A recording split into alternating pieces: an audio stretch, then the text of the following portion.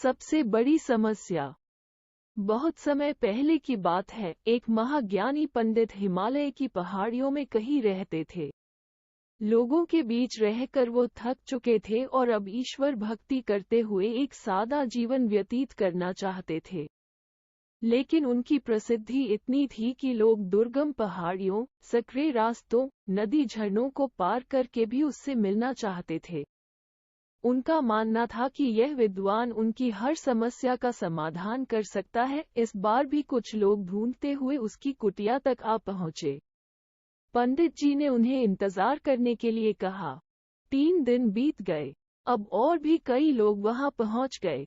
जब लोगों के लिए जगह कम पड़ने लगी तब पंडित जी बोले, आज मैं आप सभी के प्रश्नों का उत्तर दूंगा, पर आपको वचन देना होगा कि यहाँ से जाने के बाद आप किसी और से इस स्थान के बारे में नहीं बताएंगे, ताकि आज के बाद मैं एकांत में रहकर अपनी साधना कर सकूं। चलिए अपनी समस्याएं बताइए। ये सुनते ही किसी ने अपनी परेशानी बतानी शुरू की, लेकिन वो अभी कुछ शब्द ही बोल पाया था कि बीच में किसी और ने अपनी बात कहनी शुरू कर दी।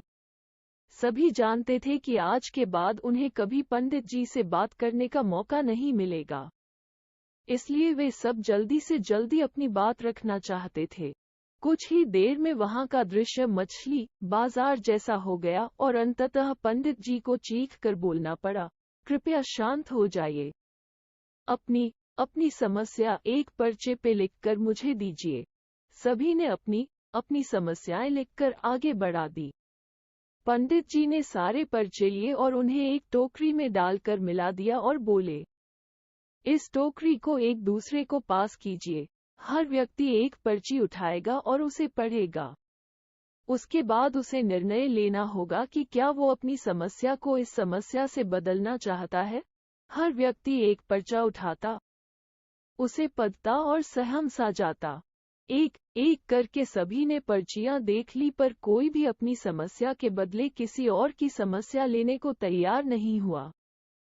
सबका यही सोचना था कि उनकी अपनी समस्या चाहे कितनी ही बड़ी क्यों न हो, बाकी लोगों की समस्या जितनी गंभीर नहीं है। 2 घंटे बाद सभी अपनी अपनी पर्ची हाथ में ले लौटने लगे। वे खुश थे कि उनकी समस्या उतनी बड़ी भी नहीं है जितना कि वे सोचते थे। फ्रेंड्स, ऐसा कौन होगा जिसकी लाइफ में एक भी प्रॉब्लम न हो? हम सभी के जीवन में समस्याएं हैं। कोई अपनी हेल्थ से परेशान है तो कोई लैक ऑफ वेल्थ से। हमें इस बात को एक्सेप्ट करना चाहिए कि लाइफ है तो छोटी बड़ी समस्याएं आती ही रहेंगी। ऐसे में दुखी होकर उसी के बारे में सोचने से अच्छा है कि हम अपना ध्यान उसके निवारण में लगाएं, और अगर उसका कोई सल्यूशन ही न हो तो अन्य प्रोडक्टिव चीजों पर फोकस करें। हमें लगता है कि सबसे बड़ी समस्या हमारी ही है, पर यकीन जानिए इस दुनिया में लोगों के पास इतनी बड़ी बड़ी प्रॉब्लम्स हैं कि हमारी तो उनके सामने कुछ भी नहीं। इसलिए ईश्वर ने जो भी दिया है उसके लिए थैंकफुल रहिए और एक खुशहाल जीवन जीने का प्रयास करिए।